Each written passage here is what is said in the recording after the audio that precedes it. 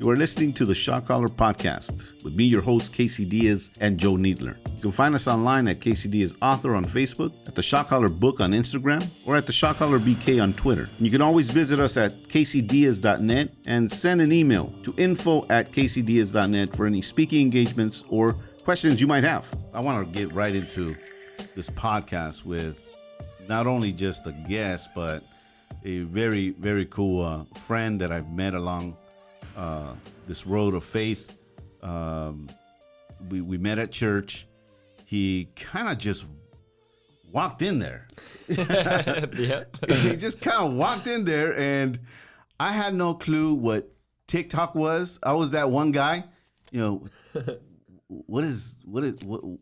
That kind of thing. And for me, it was a new discovery of a new platform.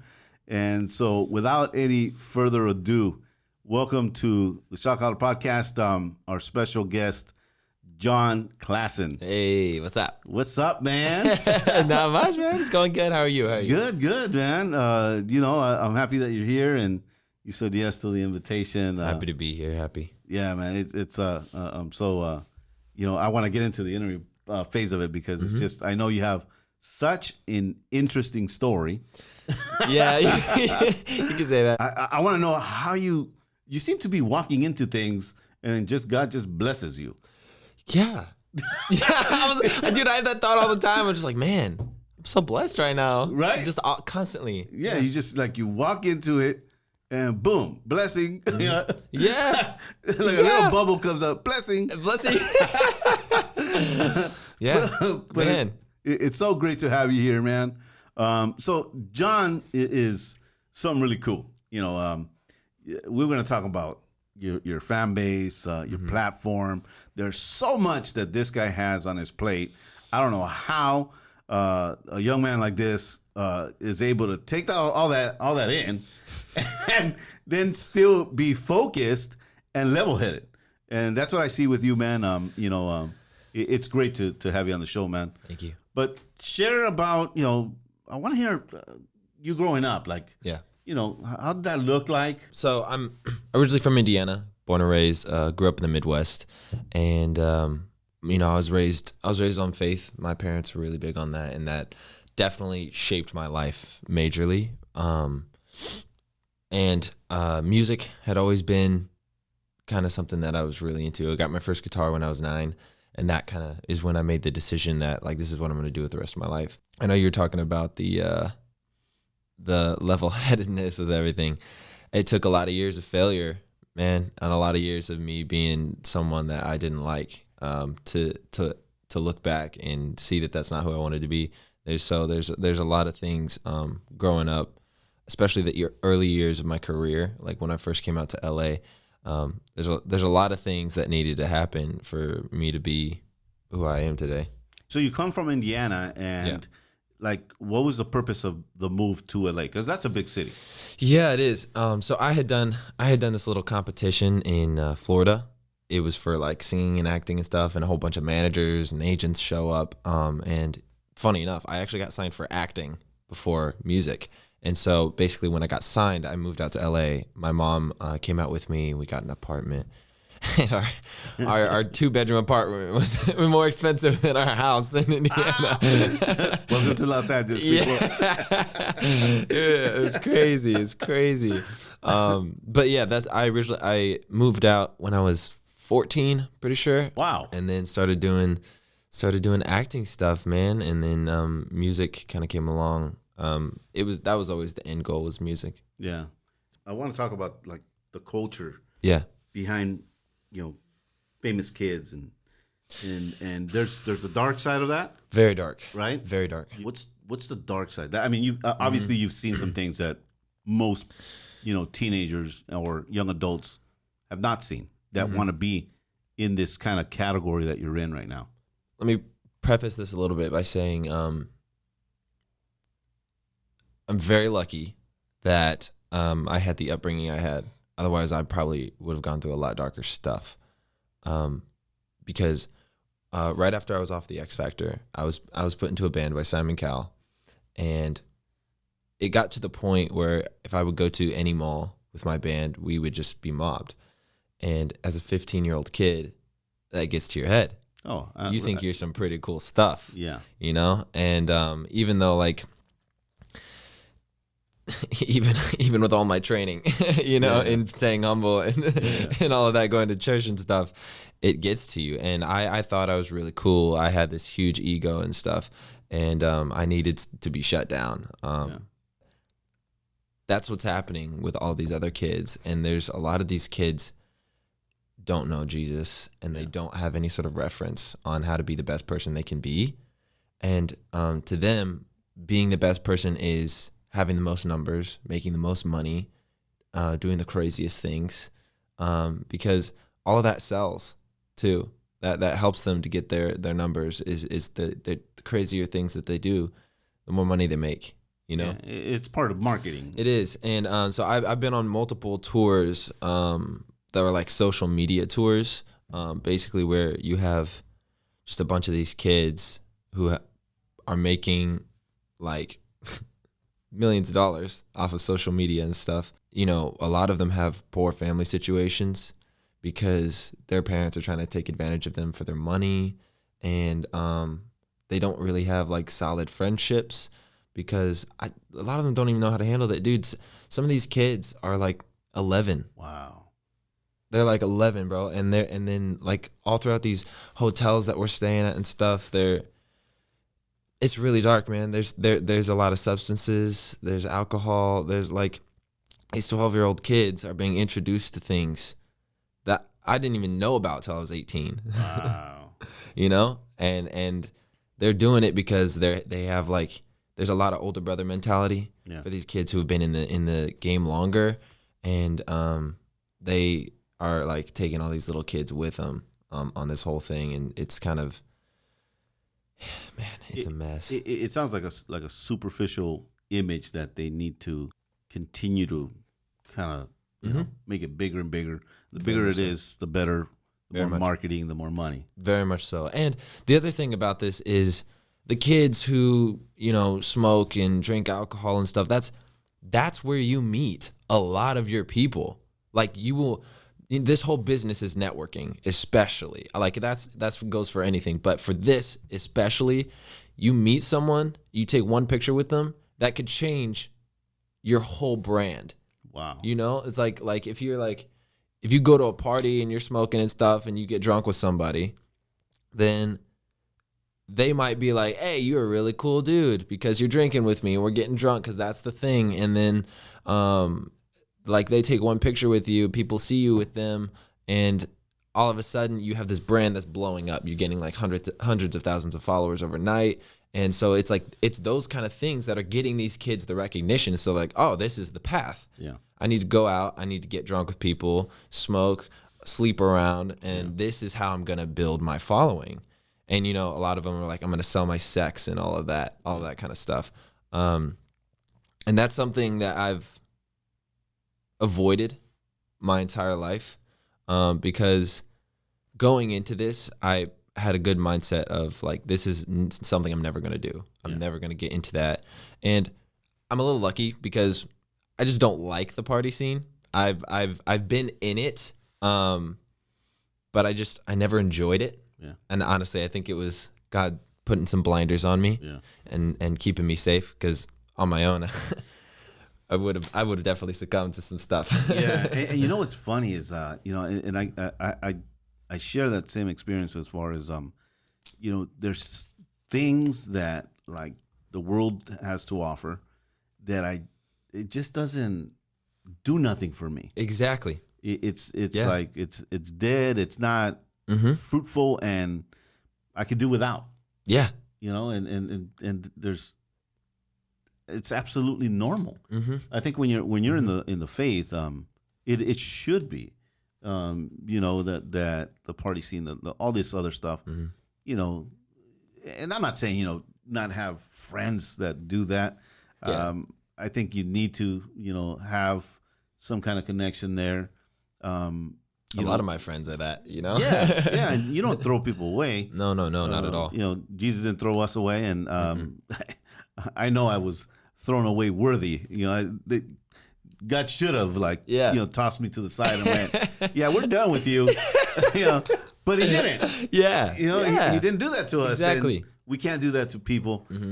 Everybody's on a road somewhere, and we hope and we pray that they're on a road to Damascus at some point, and they have a turn. How can a following affect you? Like, because you got, we joke around, me and you, right? Yeah. And I've been joking around about this. Yeah, I'm like not, well known in that area. I got my share of, national TV stuff and appearances and stuff like that. Yeah. But social media was not my strength. Like, and I always joke around with John, I got about like 73 followers or something like that. Hey. I grew, bro.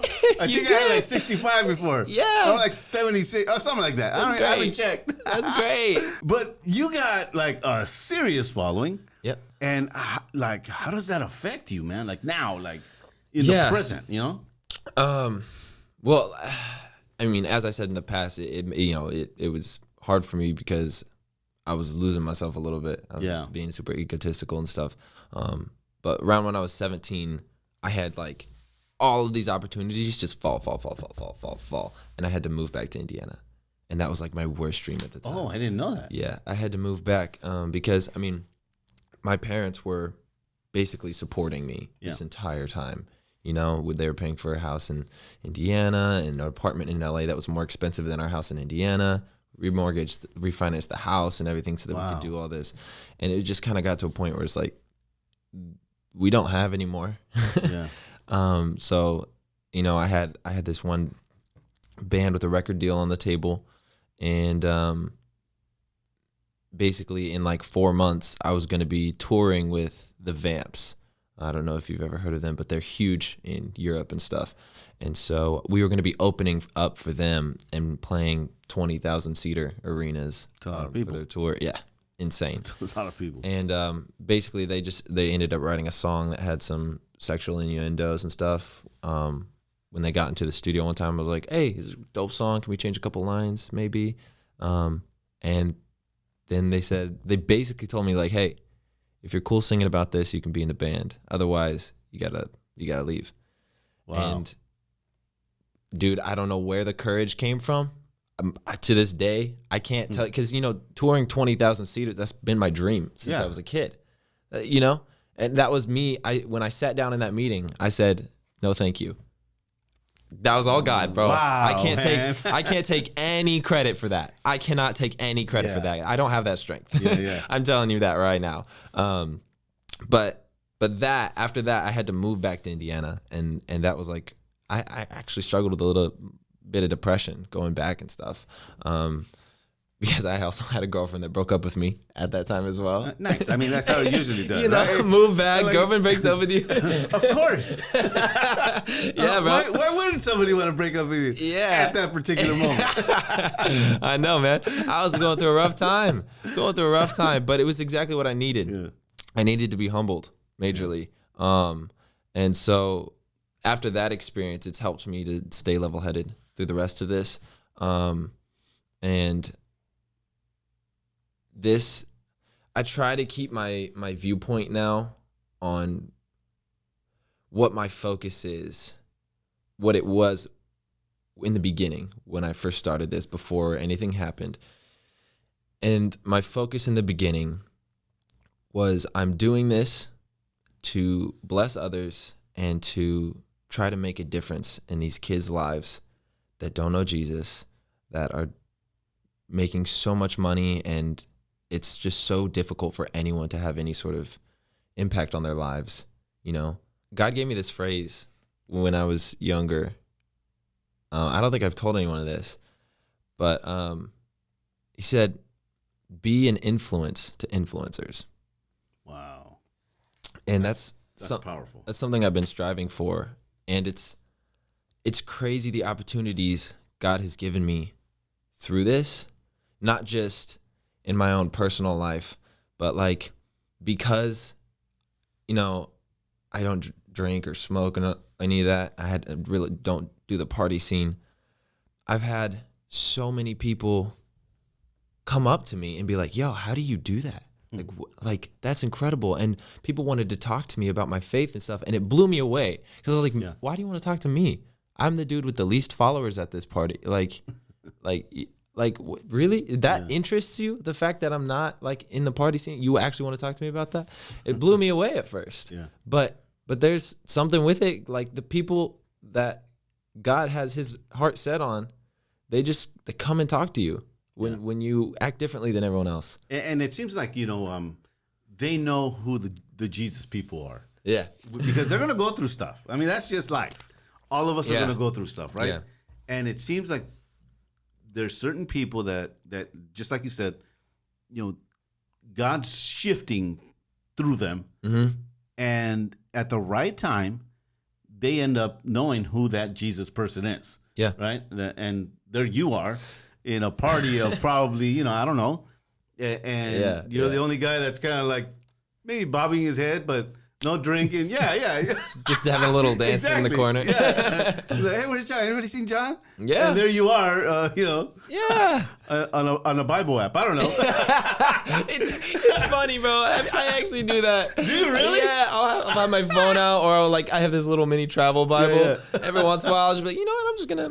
Music is bumping. I'm just gonna read some Philippians right now. Funny, man. But yeah, and it's crazy because when I was in all these tours and stuff, you have a roommate that you room with throughout the tour and stuff, and every once in a while that would switch. But I'm always trying to read my Bible at night before I go to bed or when I wake up. And after I have a bunch of different roommates and stuff, that I get picked on a lot for being the Bible kid, the Jesus kid, the faith kid, all these kind of things. I got picked on a lot. I didn't let it get to me because they were just trying to mess around. But when it came down to it, if they were struggling or having a serious moment that they needed to talk to someone about, they always talked to me. Yeah.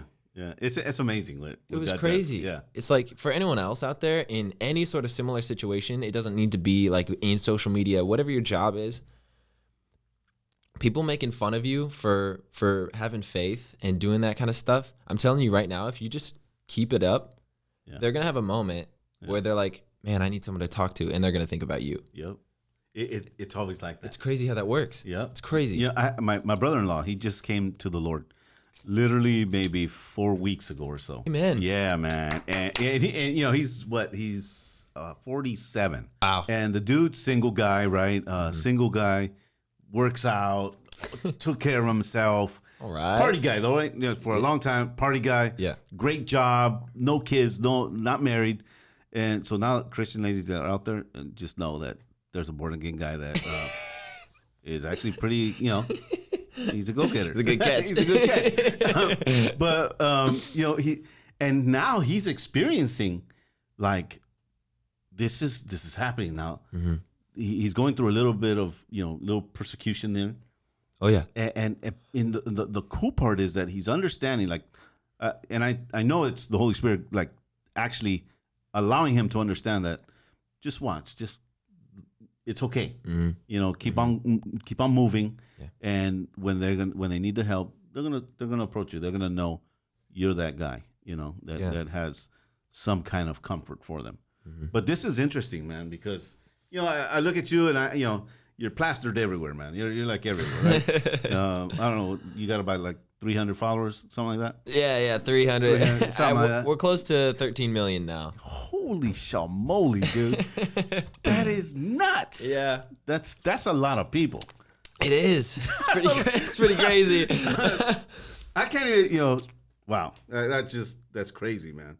But there's incidents that you've had through this network of people and the platform that you're on.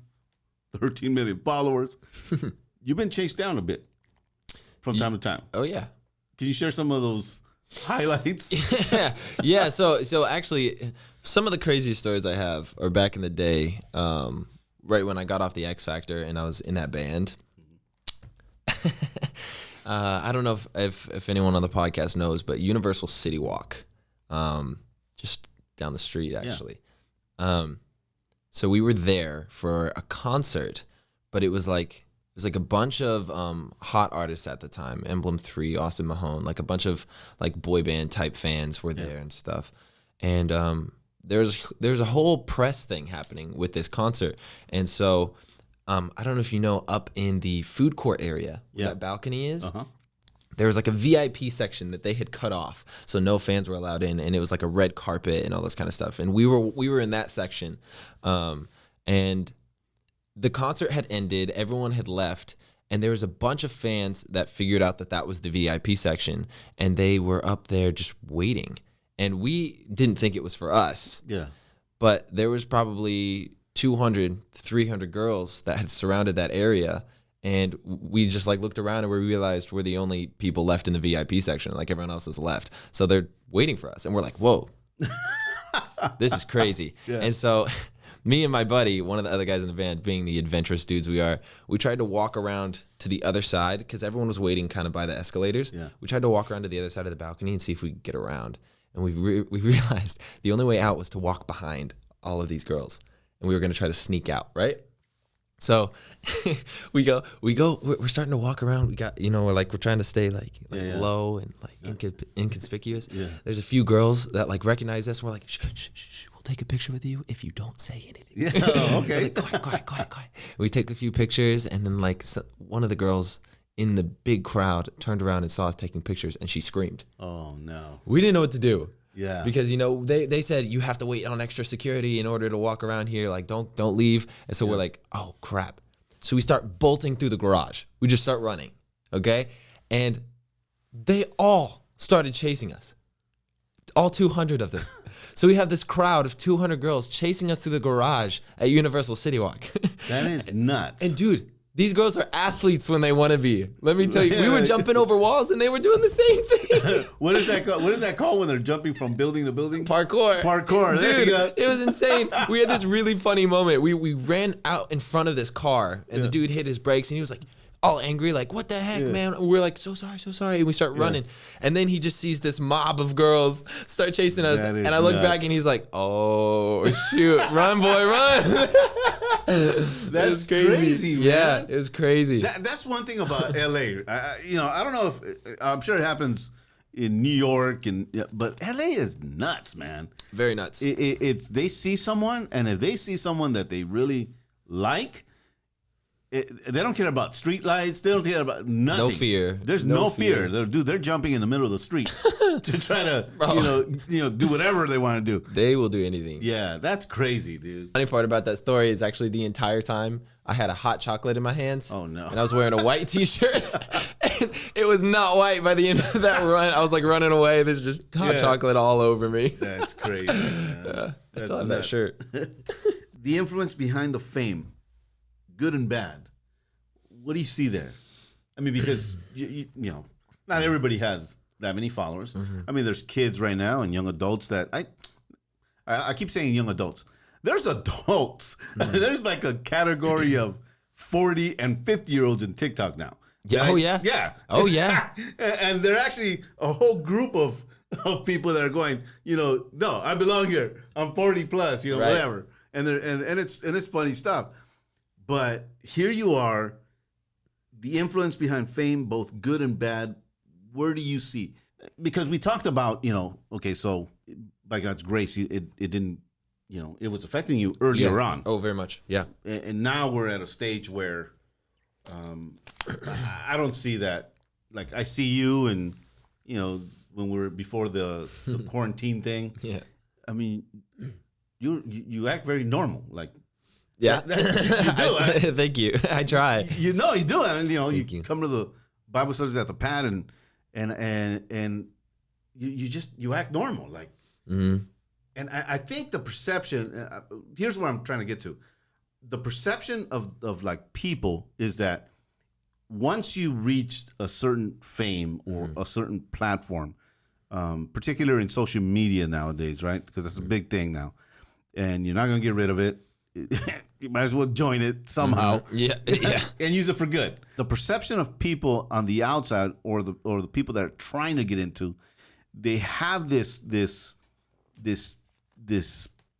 idea in their head that once you reach that you're unapproachable. Yeah. And I don't see that with you. I don't see that at all. Yeah, it's honestly, man, it's kind of hard to balance. And there's the business side of me will take over at the wrong time sometimes because in order to succeed in this business, you have to have that unapproachable mentality when it comes to the businesses you're working with. Yeah. And you have to like one of the hardest things for me to do in this is hype myself up to other like companies. But I have to reach out to them and be like, look, I'm all this. I'm gonna get you this many stuff and like all of that. And if you hype yourself up like that, then that's when you're gonna get the really good deals. That's when people are gonna start like reaching out to you more and stuff. I struggled with that for the longest time. So I wasn't doing anything with my success because I just don't like promoting myself like that. Yeah. Because I know I struggled with being, humbled. Yeah. With humility back when I was like 15, and so like doing that kind of stuff is so hard for me. It's hard. I have to find the balance between that and the business, and then when I go outside of that, because also I try to stay as personal as possible and completely like I have to like sometimes just take a moment when I'm going places and get out of the business mindset, and just go into a personal mindset. And what really helps me with that is when I'm just praying. That completely shifts my focus. Because the other thing about this as a career, social media, is it's an all day 24/7 job. It's not just some 9 to 5 and then you're off. It's like if I saw something cool in this room that I thought people might want to see, I have to take my phone out. I have to start making a video, make it really interesting. I want people to watch to the end of this video, blah, blah, blah, blah, blah. Yeah. And so I'm just constantly on the lookout for something that I can sell. Yeah. I'm constantly on the lookout for something that people will be interested in. And so it's a 24/7 job, and trying to learn how to balance that and being in that business mindset and my personal life is difficult. And for me, what's helped out the most, which I don't think any of these social media kids are doing, is I specifically give myself times where I will not have anything to do with social media. And like a lot of these kids will see that and they're just like, wow, you don't need to, like, you need to be working constantly. Like you need to, like, you got to stop, like all this kind of stuff. I'm like, listen, if I'm going to make it, I want to make it and be sane. I want to make it be me. And sometimes that means that I need to just not work, and being in my own boss, technically in this term, that's a loss in some things, but it's much needed. And I think a lot of these kids don't see that, like that they're not just their business self, they have another side to them. There's life, there's life, the normal life. Exactly. You are completely blinded by that with a job like this, because you're selling your personality, you're selling yourself, but you end up selling the part of you that is most interesting. Yeah. And so the part of you that's the deepest, the part of you that is like the most vulnerable, that gets pushed away because you're doing this all day, every day. Yeah. You're doing it for your entire life. And if it continues to do well, you do it for years. Yeah. You're doing it. Like some people are doing this, literally, this is their job. This is their career. It's not just a job. This is their career. This is what they're doing for the rest of their life, right? And so it's like, it's probably the weirdest thing, the weirdest type of job, to be able to balance what you're selling, what you're doing, and your own personal life. And it's been let me tell you, man, it's been a job just to figure out how to balance my job. Yeah. It's almost like you're walking on a tightrope. It is. 50 feet up in the air. Mm-hmm. And and you hope you don't fall. It is, man. Yeah. I've found it very, like, going back to what you said on when it's business, there is a business factor in this, absolutely, very much. And I'm with you on I hate like promoting me. Yeah, I just don't like that, man. I don't like it, but that's the business side. You have to do it. You have to. You have to. You have to be a little rough sometimes in these meetings. Mm-hmm. There's a side of you that you want to keep, a certain composure. Right. But then if you're too nice, then you become a carpet. Yeah. And you get a bad contract. And that's just the ugly side of the business of anything where you're basically a brand. Yeah. That's what you are. Exactly. You become a brand, and then when does that brand turn off? I just started to, and here's the funny part.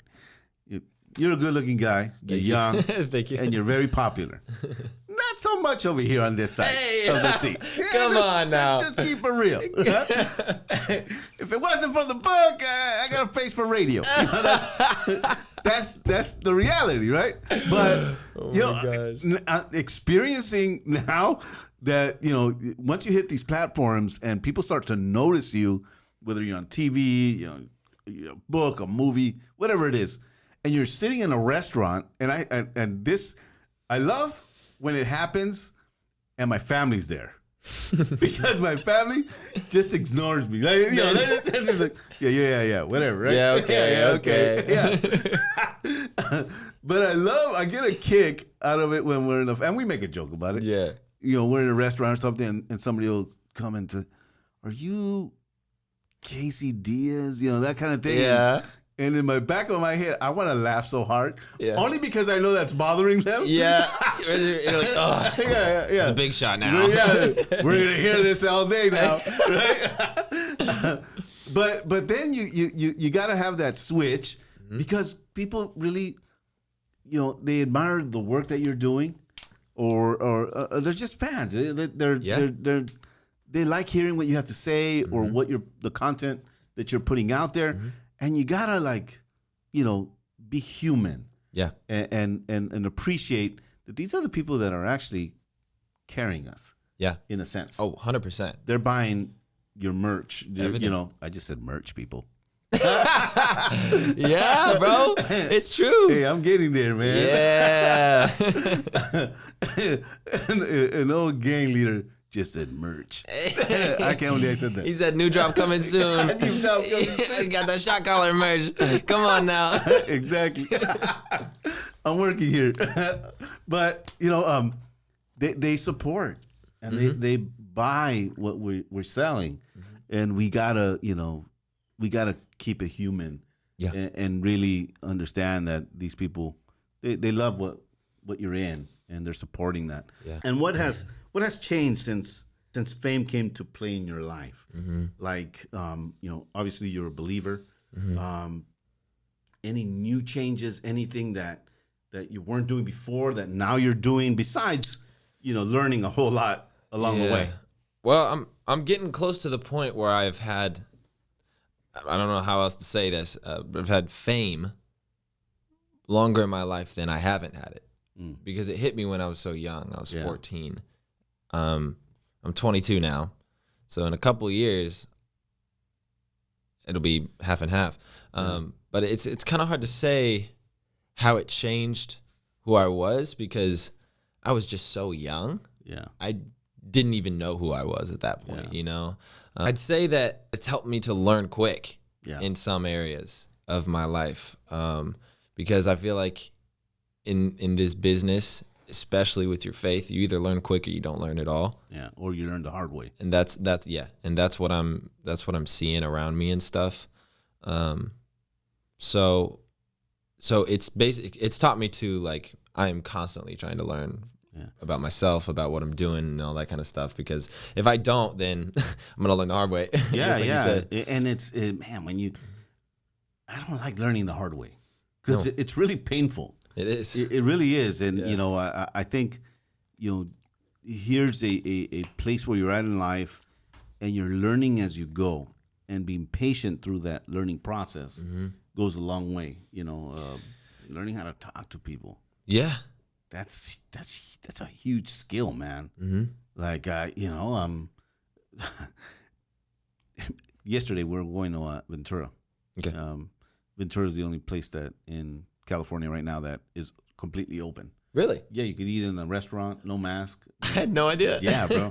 So we heard about that. We went over there, right? We're like, we're going, dude. We're going, and we were having fun and teasing each other inside the car and stuff. All of us, the whole family, and we were playing this worship song. It wasn't a worship song. It was almost like a praise song. Right. And out of nowhere, my daughter Mia, she goes, let's take a break right here for a second. I thought she had something serious to say, right? Yeah. And she goes, I got something for you guys to listen to. and she plays on her phone, and it's it's obviously on all the speakers inside the car. Yeah. And she's like, "This is a rare moment," and she presses play, and it has me saying out loud to my wife, and basically I'm saying, "I was wrong. I'm sorry."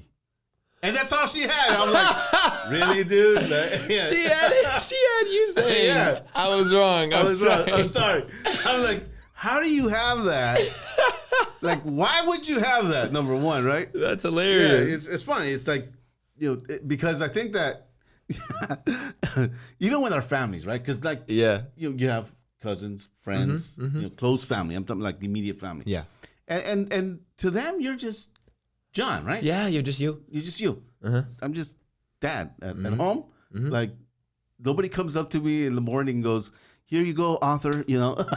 Are you Casey Diaz? Yeah, you can't. Here's your cup of Joe. That doesn't happen around me. No.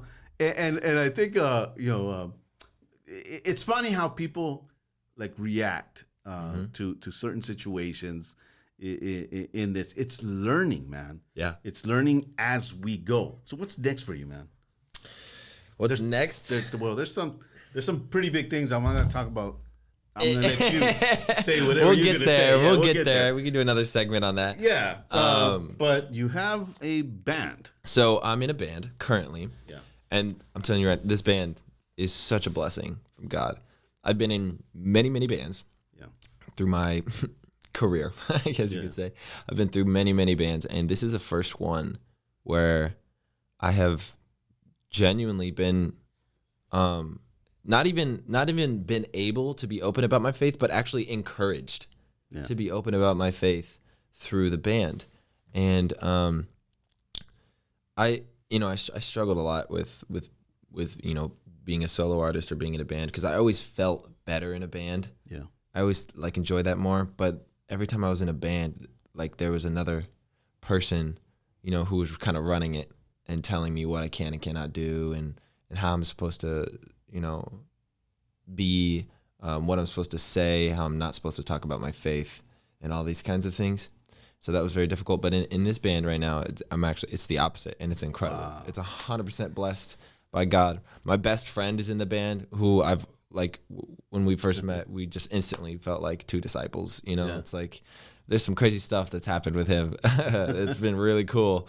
It's just been 100% blessed by God. And right now, I think in the band we just hit 2 million on TikTok. Are you serious? Yeah. It's been growing really well. I mean, you just started this. We just started it. Yeah. You just shared this in my living room not too long ago. Yeah. You got 2 million. Yeah. By the way, people, I got 76 followers. Hey. Put a little plug out. Follow me, Casey. But this is awesome. What's the name of the band? The name of the band is On the Outside. On the Outside. Short OTO. Got it. OTO. I like that. But it's actually the way we came about a name is really cool. We were trying to figure out a name for the band and stuff, and this idea for the fan base name hit me, which was Outsiders. Loved the idea of outsiders, and the whole point of it is just to live outside the box. Yeah. Be weird. Be yourself. There's so many social lines that people put out. Don't cross this. Stay in here. Do that. It's like the moment that people realize that the people who designed the box is someone who's not any smarter than you. Yeah. They can start to really figure themselves out and really be themselves. And that's the kind of the point of what we were trying to come across with the band. But basically, when we were trying to decide the name, me and my buddy Sam, the other guy I was talking to you about, he's my best friend, we were completely separately reading the Bible, and we each got 2 or 3 verses that had the word outsiders in it. No way. The word outsiders in the verse. In the scripture. Yeah, in scripture. Just straight up. See that I love how God does that. Isn't that crazy? It's nuts. It's insane. And I love it because you how do you explain that? Listen, bro, I don't even know. It wasn't even like I found it and I was just like, oh wow, this is cool. Yeah. It's I found it, called my buddy. He's like, dude, I got another verse with that same word in it. Yeah. It's like that such a God moment. It's a God moment. It's so cool. And it is, and it's gonna work because God ordained it like that. Amen. And what a cool name, man. I love the name. Thank you. I love the abbreviation of it. It's so cool. Yeah. And then you have a hit that just came out. Yes, we have a new song called Why Me that just came out.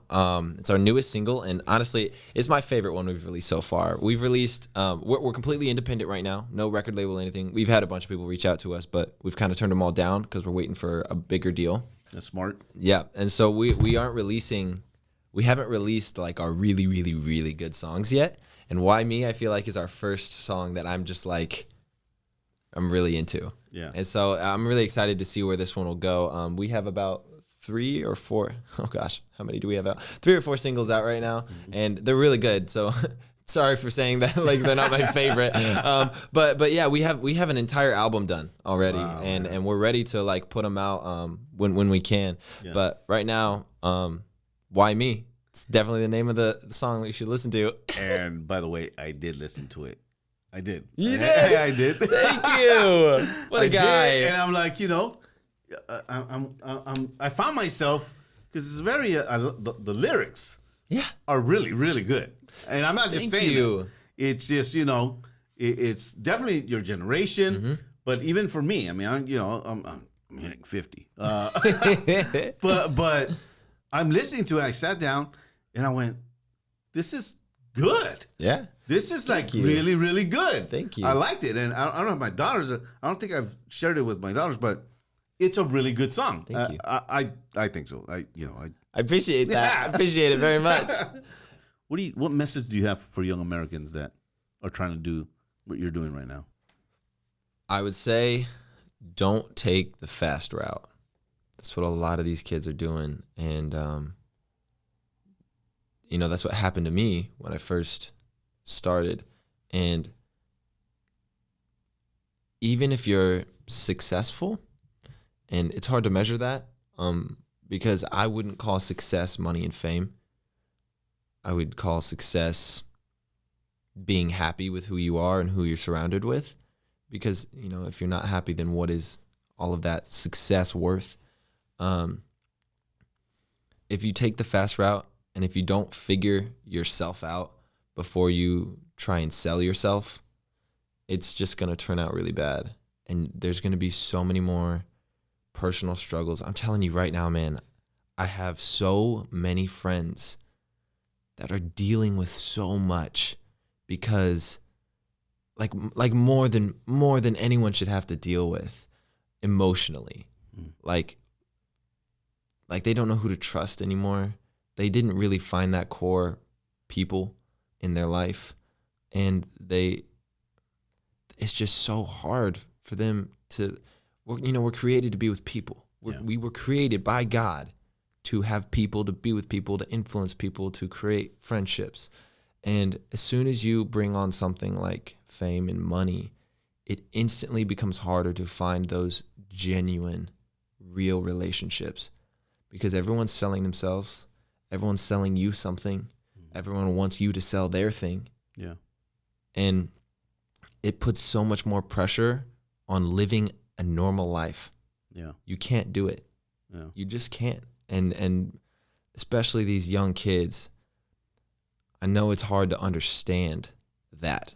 I know like the only thing in your mind is, I just need to get more followers. I'm just gonna get the next thing. I'm just gonna meet the next person, and I'm gonna succeed. Here it is. You need to change what you think success is, because if you think it's the money and the fame, then you're not gonna be who you want to be. You're not gonna be happy. Yeah.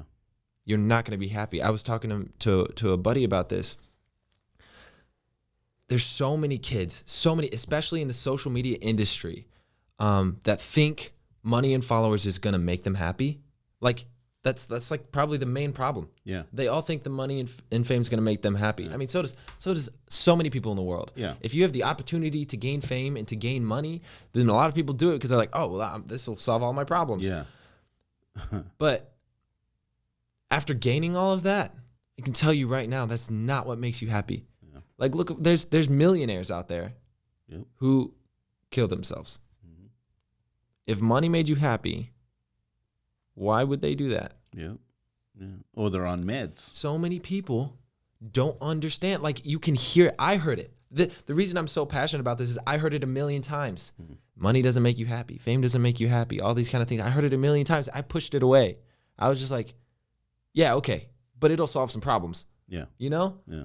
And all they did was create much more problems. Many, many, many, many, many problems. And honestly, man, I'm telling you right now, the bike, the Ducati. Yeah. Yeah. So, even though I had really tried really hard to really wrap my head around the fact that money doesn't make you happy, it didn't hit me until I bought that bike, because that's my dream bike, right?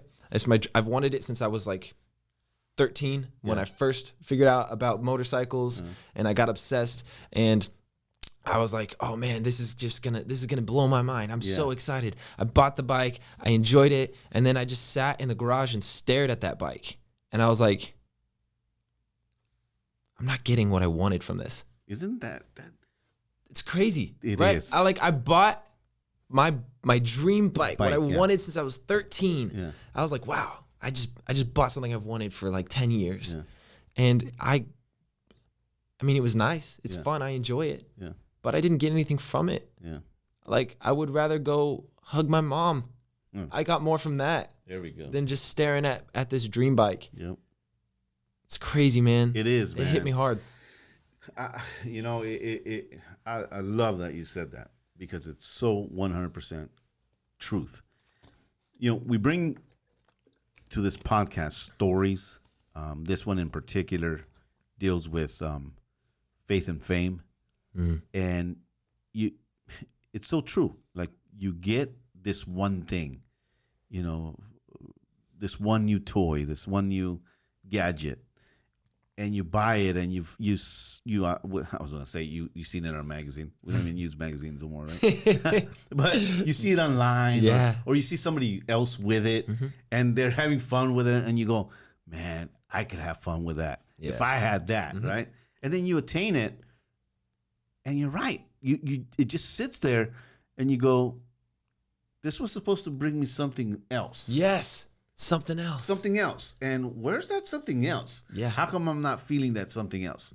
And it's because it's just an object. Yeah. And look, I'm all for, if you could afford it and you could have fun with some things, go for it. You know, if it's not going to set you back and put you in a jam, enjoy it. God has placed those things for us to enjoy. They're great things, but they're not the end and be all. No. Not at all. And you'll find that out when you purchase it, that, you know, it's just a tool, just a thing. And dude, that's, sorry to cut you off. No. But that's why a lot of these kids in social media are getting into so much substance abuse. Yeah. And, you know, sleeping around and all that, is because, I'll tell you this right now, out of confidence, that I have a ton of friends who are living in $5 million, $6 million houses. They're just, you know, they're making a lot of money, and they're getting into the substances because it's the only thing that's making them feel something. And they think it's fulfilling them because for a split second, they're having those chemicals released in their brains. Yeah. But even with all of this money, you know, they're spending thousands and thousands and thousands of dollars just on things that they want. Hundreds of thousands of dollars, living in $1 million mansions, and it's not making them feel anything. Yeah. They're still looking for something that is going to make them feel. And it's a sad situation, man. And, you know, it's unnecessary. You know, I think the most valuable thing that we have on this planet, you know, obviously the Lord, right? But it's relationships. Yeah. Like relationships. Yes. I hugged my brother yesterday. He's moving from where he lives to pretty far. It's like a 4.5 hour drive away from me now. And I'm looking at this and I'm going, you know, he was just on the street a minute ago. Did I visit him enough times? Did I spend enough time with him? And last night we were here until about 1 o'clock in the morning. Wow. And we're talking, and just that hug hug in the parking lot of the studio, I didn't want to let him go. Yeah. Like, and he's my little brother, and we're adults. He's an adult. Yeah. He's married, got 2 beautiful children. Just beautiful. I got awesome little Evan and man, just awesome kids. And Abby, and I hugged them, and that to me,